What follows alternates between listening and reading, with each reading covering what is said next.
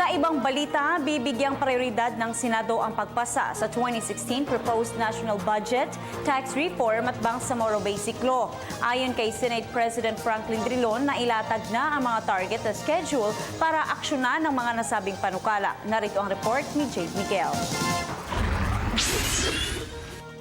Inilatag ni Senate President Franklin Drilon ang kanilang target na schedule sa pagpasa ng mga prioridad na panukala tulad ng 2016 budget, reforma sa tax at Bangsamoro Basic Law.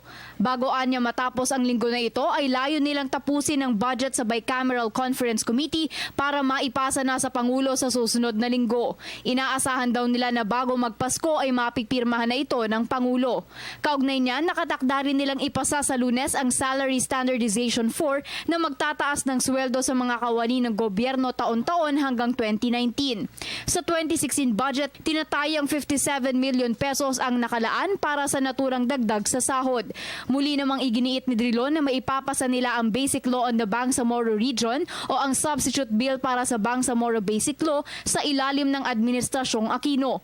Dapat daw ay maipasa na nila ito bago matapos ang taon o kaya naman bago magtapos ang Enero dahil kung hindi nila ito maipapasa sa nasabing panahon, baka mahirapan na silang maisagawa ito bago pumalit ang bagong administrasyon.